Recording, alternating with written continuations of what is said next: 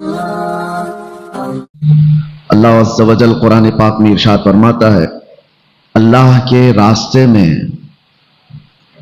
کوشش کرو جیسے کہ کوشش کرنے کا حق ہے۔ کس چیز کی کوشش کرنی چاہیے؟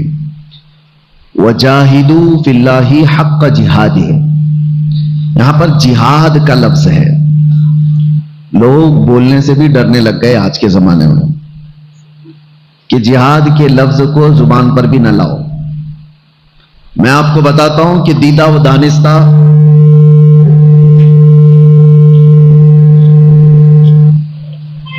یہ پوری دنیا میں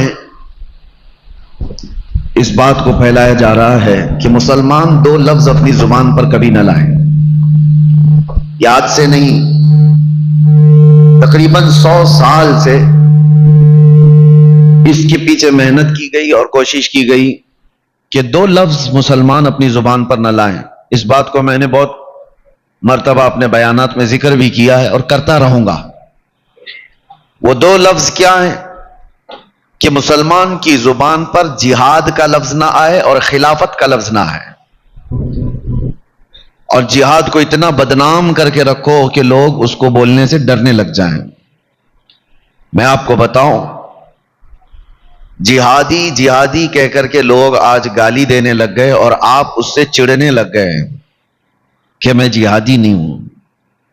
جانتے ہو یہ ایک مائنڈ پروگرامنگ ہے، دماغ میں اس طور پر ڈالا جا رہا ہے۔ کل کو اگر کوئی گالی انسان نام سے بن جائے اور تم کو کوئی بولتے بولتے انسان انسان بولنے لگے تو کیا ڈیفنس کرو گے کہ نہیں ہوں، میں انسان نہیں ہوں؟ اگر کوئی مرد نام سے گالی بنا لے اور تم کو مرد مرد کہتا رہے تو کیا تم ہاتھ پیر اٹھا لو گے نہیں میں مرد نہیں ہوں؟ جہاد کا لفظ اتنا پاکیزہ اور مقدس تھا جس کو پوری دنیا نے گالی کی شکل بنا دی اور آپ اس سے چڑھنے لگ گئے۔ یہ بات مجھے کہنا اس لیے پڑ رہا ہے کہ کئی لوگوں کو دیکھا جو ہماری قوم کے دانشور کہلاتے ہیں اور وہ ڈیفنس میں باہر آئے ہوئے ہیں یہ کہنے کے لیے کہ نہیں ہماری یہ قوم جہادی نہیں ہے۔ دنیا اس کو گالی بنا رہی ہے اور تم اس کا ڈیفنس کر رہے ہو، بلکہ میں کہتا ہوں جہاد کس کو کہا ہے قرآن میں یہ تو بتاؤ پہلے۔ اللہ تبارک و تعالیٰ نے قرآن میں جس کو کہا ہے اور حضور نے جس کے متعلق کہا ہے پہلے اس کی ڈیفینیشن تو ہو جائے، ڈیفنس بعد میں کرنا کہ تم ہو یا نہ ہو۔ میرے عزیزو، اللہ قرآن پاک میں ارشاد فرماتا ہے انسان کو انسان بننے کی کوشش کرنا یہ جہاد ہے۔ کوشش کرو اللہ کے راستے میں، وجاہدوا فی اللہ حق جہادی، اللہ کے راستے میں کوشش کرو۔ کس بات کی کوشش کرے گا انسان؟ اس بات کی کوشش کرے گا کہ اللہ تعالیٰ نے جس مقصد کے لیے اسے دنیا میں بھیجا وہ بننے کی کوشش کرے گا۔ کبھی شیطان بہکا کر کے اس کو عبودیت سے نکال دیتا ہے، بندگی سے نکال دیتا ہے۔ تم ہو کیا دنیا میں؟ اللہ کے بندے، اللہ کا بندہ ہے، ہم سب اللہ کے بندے ہیں، لیکن کبھی کبھار شیطان بندگی سے نکال کر کے دماغ میں ڈالتا ہے نہیں تو خدا ہے، خدا بننے کی کوشش کرتا ہے بندہ، تو واپس عبودیت کی طرف آ جائے، بندگی میں آ جائے۔ اس کوشش کرنے کو اللہ تعالیٰ نے فرمایا اللہ کے راستے میں کوشش کرو جیسے کہ کوشش کرنے کا حق ہے، کیونکہ آیت کریمہ میں اللہ تعالیٰ خود فرماتا ہے۔ وجہ کیا ہے اس پر کوشش کرنے کی؟ مثال میں آپ کو یوں دے کر کے بتا دوں کہ میاں میں نے آپ کو ایک مرسیڈیز کار دی ہے اور پھر میں کہوں گا اس کو سنبھال کر کے رکھنا، ماروتی بننے کے مت دینا۔ مطلب کیا ہے اس کا؟ میں اگر آپ کو کار دے دوں اور یہ کہوں اس کو کار ہی بنائے رکھنا، ٹریکٹر بننے مت دینا، تو اس کا مطلب یہی ہے کہ میں نے آپ کو ایک اعلیٰ چیز دی ہے، ادنا کی طرف مت جانا۔ اور قرآن میں اللہ فرماتا ہے وجاہدوا فی اللہ حق جہادی هو اجتباکم، اللہ کے راستے میں وہ کوشش کرتے رہو جو اللہ نے تمہیں بنا کر کے بھیجا ہے۔ وجہ یہ ہے کہ اس نے تمہیں چنا ہوا ہے، هو اجتباکم، اس نے تم کو چن لیا ہے۔ وما جعل علیکم فی الدین من حرج، اللہ تعالیٰ یہ بھی فرماتا ہے تمہارے دین میں اللہ نے کوئی زبردستی نہیں رکھی ہے۔ ملت ابیکم ابراہیم هو سماکم المسلمین، تمہارے باپ ابراہیم کا دین وہ کیا تھا؟ وہ اسلام، اور اللہ تعالیٰ فرماتا ہے تمہارا نام اللہ نے مسلمان رکھا ہے، کسی کے باپ نے نہیں رکھا، اللہ نے ہمارا نام مسلمان رکھا۔ آئیں کائیں مت کرو، شرماؤ مت، ٹوپی چھپا کر داڑھی نکال کر کے میں کامن آدمی لگوں، سیکولر لگوں۔ سیکولر کا مطلب ہوتا ہے ایک منافق، وہ ادھر بھی رہنا چاہتا ہے ادھر بھی رہنا چاہتا ہے۔ میں کہتا ہوں کہ آپ پیور بن جاؤ، جو ہو وہ بتاؤ۔ اللہ تبارک و تعالیٰ نے تمہارا نام مسلمان رکھا ہے تو کھل کر کے مسلمانی کا اظہار بھی ہو۔ لوگ نام ایسے ڈھونڈتے ہیں انٹرنیٹ پر کہ کامن لگنا چاہیے، کہ ایسا کچھ نام بتائیے جو سب میں چل سکتا ہو۔ میرے عزیزو، ایک شخص حضور کی بارگاہ میں آئے، کہا بیٹا پیدا ہوا، آقا نام کیا رکھو؟ حضور نے فرمایا محمد رکھو۔ بیٹا پیدا ہوا، محمد نام رکھا۔ چند سالوں کے بعد آئے، دوسرا بیٹا پیدا ہوا، حضور کی بارگاہ میں عرض کیا کہ یا رسول اللہ صلی اللہ علیہ وسلم بیٹا پیدا ہوا ہے، نام کچھ آپ فرمائیں۔ حضور نے فرمایا محمد رکھو، پھر محمد رکھا۔ تیسرا بیٹا پیدا ہوا، پھر آئے حضور کی بارگاہ میں، کہا حضور نام کچھ میرے بیٹے کے لیے، تیسرا بیٹا ہوا ہے، حضور نے کہا محمد رکھو۔ انہوں نے کہا یا رسول اللہ پہلے بیٹے کا نام محمد ہے، دوسرے کا بھی محمد ہے، آپ نے تیسرے کا بھی بتایا۔ میرے آقا نے فرمایا تجھے کیا فرق پڑتا ہے، ایک گھر میں تین تین محمد ہو جائیں؟ اور یہ فرمایا گیا کہ جس کا نام محمد ہوگا قیامت کے دن جیسی ہی اسے پکارا جائے، سنو ہوگا یہ محشر کے میدان میں۔ روایات بتاتی ہیں کہ سب سے پہلے فرشتے حضور پاک صلی اللہ تعالی علیہ وسلم کا نام لے کر پکاریں گے، محمد کہاں ہیں؟ اس لیے کہ محشر میں سب کے نام چلیں گے، ہمارا بھی نام ہوگا، آپ کا بھی نام ہوگا۔ حضور کا نام لے کر جیسی ہی پکارا جائے گا تو جتنے محمد ہوں گے سب دوڑ کر کے آ جائیں گے۔ فرشتے کہیں گے نہیں تم کو نہیں بلایا گیا ہے، وہ محمد ابن عبداللہ آمنہ کے بیٹے کو بلایا گیا، رسول اللہ کو۔ رب تعالیٰ فرماتا ہے میرے نام نبی کے نام پر آئے ہیں، سب کو بخش دو، اب واپس مت کرو، ایمان کے ساتھ آئے تھے۔ یہ نام رکھنے کا وہ اثر ہے میرے عزیزو۔ یہاں لوگ چھپانے کی کوشش کر رہے ہیں، سیکولر بننے کی بات کی جا رہی ہے۔ آپ کو اللہ تعالیٰ نے جس دین پر رکھا ہے اس کا کھل کر کے اظہار ہو۔ میں ایک بات اور بھی کہتا ہوں، ہاں اظہار تو کرتے ہیں ہم، بہت زیادہ کرتے ہیں، شو شائننگ میں بہت زیادہ ہے ہماری قوم۔ کہاں پہ پھول برسائیں گے ہمارے اوپر، ایک ایک کنٹل پھول، کسی جلسے میں جاؤ تو ہم دیکھتے ہیں، اور کاروں کی قطار ہے۔ پوچھنے پر پتا چلا کہ ہم اپنی شان کا اظہار کیوں نہ کریں؟ شان کا اظہار یہ کچرا کر کے پھولوں کی برسات کرو، پنڈال لگاؤ، بہت بڑے بڑے کمکمے لگاؤ، جھنڈیاں لگاؤ، پھر پتا چلتا ہے جلوس میں ساری چیزیں، اس لیے کہ اسلام کا اظہار کر رہے ہیں۔ ارے نادان، اسلام کا اظہار تیرے چہرے پہ ہوتا، تیرے لباس میں ہوتا، تم نے اپنے جسم پر اظہار تو نہیں کیا اور چیزوں میں اظہار کرنے کی کوشش کر رہے ہو۔ مسجدوں کے مینار اتنے بلند ہو گئے، اس کی داڑھی 2 انچ بھی بڑی نہیں ہوتی۔ مسجدوں کو کتنی اوپر تک بنا دیا گیا ہے، تم نے اپنے آپ میں اظہار کیوں نہیں کیا؟ میں اکثر ایک بات کہتا ہوں، تم لڑتے ہو جھگڑتے ہو روزانہ اپنی داڑھی سے، اور یہ داڑھی بھی بڑی ضدی ہے، روز صاف کرتا ہے بیچارہ، داڑھی کو بولتا ہے نہیں میں مرد نہیں ہوں، وہ صبح نکل کے آتی ہے اور پھر بولتی ہے نہیں تو مرد ہے،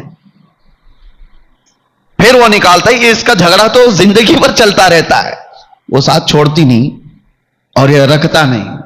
اس کو مذاق مت لو، یہ بات اس لیے میں عرض کر رہا ہوں کہ اللہ کے نبی صلی اللہ تعالی علیہ وسلم سے محبت کرنے والا دنیا داروں کے چہروں کو کیوں اپنانے لگ گیا؟ حضور سے محبت کرنے والے کو ڈر کس کا ہے؟ کس کا ڈر ہے؟ دنیا کا ڈر ہے کہ تمہیں دنیا تانا دے گی، یہ کیسے چہرے ہیں؟ مجھے بات یاد آتی ہے، مولانا علی برادران 2 لوگ تھے آزادی کے موقع پر، محمد علی جوہر اور شوکت علی۔ ناگپور میں گیا تھا، ایک بہت بڑے مفتی ہیں، انہوں نے مجھ سے کہا تھا کہ آزادی کے موقع پر یہ دونوں مولانا لوگوں نے ایک بڑی بات کہی تھی۔ کہا کیا؟ کہا 15 منٹ کے لیے وہ آئے تھے اور سارے مسلمان استقبال کے لیے گئے، اس وقت بھی حالات بڑے خراب تھے، سب جگہ پر تعصب بھرا ہوا تھا، مسلمانوں کے خلاف بڑی بڑی سازشیں چل رہی تھی۔ اس وقت لوگوں نے پوچھا کہ آپ قائدین ہیں، کچھ بتائیں کیا کرنا چاہیے؟ انہوں نے کہا بہت بڑی طاقت وغیرہ جمع کرنے کی ضرورت نہیں، 2 چیزیں پابندی سے کر لو، دیکھو پھر۔ کہا کیا 2 چیزیں؟ کہا کہ ان کی بات میں کہہ رہا ہوں. سارے جتنے لوگ ہیں سب لوگ داڑھی رکھ لو، سب لوگ ٹوپی پہن لو. کہا اس سے کیا ہوگا؟ کہا تمہیں پتا نہیں، اللہ نے اسلامی شکل میں وہ رعب عطا فرمایا ہے. وہ رعب عطا فرمایا. تم ہو کروڑوں کی تعداد میں لیکن دکھتے کہیں نہیں. تم کامن بن کر کے جی رہے ہو، سیکولر بن کر کے جی رہے ہو، اپنے دین کو چھپا کر جی رہے ہو. اور دیکھو ہزاروں کے مجمع میں 4 سکھ بھی ہوں گے تو لگتے ہیں کہ ہاں سکھ برادری کے لوگ ہیں، کیونکہ انہوں نے اپنی شناخت کو برقرار رکھا، اپنی پہچان کو برقرار رکھا. وہ ہزاروں میں 4 بھی ہوں تو نظر آتے ہیں، اور تم لاکھ بھی ہو تو نظر نہیں آتے. پوچھنا پڑتا ہے نام کیا ہے تمہارا؟ وہاں سے بھی نہیں سمجھ میں آتا. اس نے راجو نام بتا دیا، وہ ادھر بھی ہے ادھر بھی ہے، سمجھ میں نہیں آیا تو باپ کا نام پوچھنا پڑتا ہے. باپ کا نام کیا ہے؟ اس نے ببلو بتا دیا. راجو سے بھی نہیں سمجھ میں آیا، ببلو سے بھی نہیں سمجھ میں آیا، ادھر کا ہے کہ ادھر کا ہے. دادا تک جانا پڑتا ہے. کیا یہ ہماری پہچان ہے؟ اللہ کے رسول صلی اللہ تعالی علیہ وسلم نے جن صحابہ کو اپنے معاشرے میں رکھا، اللہ اکبر، ان کی پہچان کیا تھی؟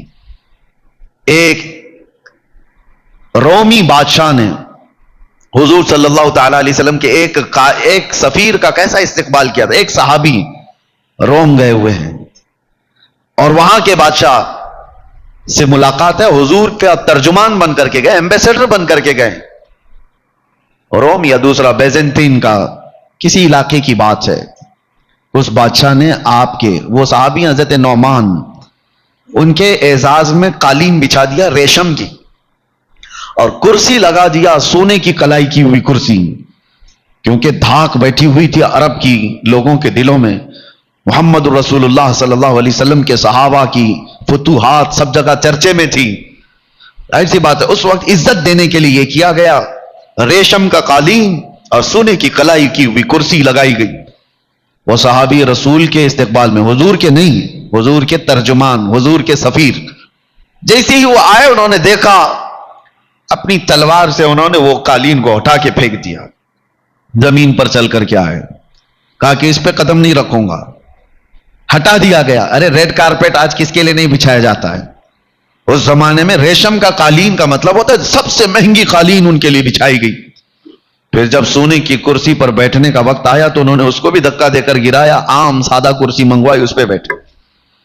تو وہ وقت کا جو بادشاہ تھا اس نے کہا کہ اتنا غرور ہے آپ لوگوں کے اندر، اتنا ایٹیٹیوڈ، ہماری دی ہوئی چیزوں کا استعمال نہ کرنا، یہ کیا ہے؟ حضرت نعمان نے کہا ایٹیٹیوڈ، غرور، تکبر نہیں ہے. بات در حقیقت یہ ہے کہ میرے نبی صلی اللہ علیہ وسلم نے مرد کو ریشم کا استعمال حرام فرمایا، اور گولڈ کا، سونے کا استعمال میرے نبی نے مردوں کے لیے حرام فرمایا ہے. اس لیے میں نے تمہارے ریشم کا بھی استعمال نہیں کیا، تمہارے سونے کا بھی استعمال نہیں کیا. کہنے والوں نے کہا وہ عرب کے رسول ہیں، آپ کہاں ہے؟ وہ یورپ میں آئے ہو، وہ عرب میں بیٹھے ہوئے مدینے میں ہیں اور تم یہاں پر ہو. اس صحابی نے کیا خوب جواب دیا تھا. انہوں نے کہا ہمارا دین وہ نہیں ہے کہ بازاروں میں الگ اور مسجدوں میں الگ، ہم مدینے میں بھی محمد کے غلام ہیں، یورپ میں بھی محمد کے غلام ہیں صلی اللہ علیہ وسلم. جس علاقے میں ہیں ہم اسلام کا اظہار کرتے ہیں. یہ پاسداری تھی، یہ احترام تھا دین کا، وہ لوگ کامیاب تھے. یہاں پر لوگ ہم سے یہ بھی کہتے ہیں حضرت جہاں جیسے جائیں ویسی بات کرنا چاہیے. ہاں، جس پارٹی میں جائے ویسا لہجہ اختیار کرنا چاہیے. دیکھو سب کا ماحول وہی ہے، سب کا ماحول وہی بنتا چلا گیا. ان سے جب بات کرتے ہیں تو سیکولر بات کرنا چاہیے، ادھر آئیں تو ایسا لگتا ہے اس سے کٹر کوئی ہے ہی نہیں، منافقت ہے. دین اسلام تمہیں لہجے کے استعمال کا طریقہ تو بتاتا ہے لیکن منافقت نہیں سکھاتا، منافقت نہیں سکھاتا. اللہ نے تمہیں اس روئے زمین پر چنا ہے تو پیوریٹی کے ساتھ جیو. جو شناخت میرے نبی نے تمہیں دیا اس سے بہتر آئیڈینٹی کوئی ہو ہی نہیں سکتی، کوئی نہیں ہو سکتی. سرکار مفتی اعظم ہند رحمۃ اللہ تعالی علیہ کے زمانے میں ایک وقت ایسا آیا کہ آپ سنت طریقے سے کھانا کھا رہے تھے تو آپ کے مرید اور خلیفہ نے کہا کہ حضور زمانہ بہت ترقی کر چکا، آپ چاقو چمچ سے کھانے کا وقت آ گیا ہے، کانٹے اور چمچ سے لوگ کھاتے ہیں، اس طرح سے کھانے کا طریقہ آ گیا ہے، تو کیا ہم اپنے آپ کو بدل نہیں سکتے؟ وہ متقی پرہیزگار لوگوں کا حال یہ تھا، انہوں نے کہا کہ ہر زمانہ میرے رسول کا ہے، حضور کا طریقہ پرانا ہو ہی نہیں سکتا۔ تم نے کیسے کہا کہ نبی پاک کی سنت یہ پہلے کی ہے، اب نیا طریقہ آ گیا؟ سرکار مفتی اعظم کہتے ہیں اللہ نے میرے نبی کو قیامت تک کا رسول بنا کر بھیجا ہے، ہر زمانہ رسول کا ہے، ان کی سنتیں کبھی پرانی نہیں ہو سکتی۔ یہ تو آج کے لوگ ہیں جنہوں نے حضور صلی اللہ تعالی علیہ وسلم کے طریقوں کو یہ سمجھا۔ پھر میں یہ پوچھتا ہوں، اگر حضور کی سنتیں پرانی ہیں تو ہمیں دیکھنے کو لوگ کیوں تڑپتے رہتے ہیں؟ ہم کون سی دنیا داروں کے طریقے پر اب چل رہے ہیں؟ ہم آج کے دور میں چاہے تمہارا جتنا بھی فیشن ہو، ہم نے دیکھا ہے حضور پاک صلی اللہ تعالی علیہ وسلم کی سنت کا اگر امامہ پہن لے تو لوگوں کی نگاہیں اٹھ کر کے عزت سے دیکھتی۔ یہ ہر زمانہ حضور پاک صلی اللہ تعالی علیہ وسلم کا ہے۔ اسی لیے میرے عزیزو، قرآن میں اللہ تعالیٰ نے جو فرمایا اس کی طرف آؤ، وَجَاهِدُوا فِي اللَّهِ حَقَّ جِهَادِ۔ اللہ نے تمہیں جس مقصد کے لیے دنیا میں بھیجا اسی مقصد پر کاربند رہو، اس کی کوشش کرتے رہو، کہیں شیطان تمہیں دوسری طرف نہ کھینچ لے، دوسری طرف اپنی طرف آمادہ نہ کر لے۔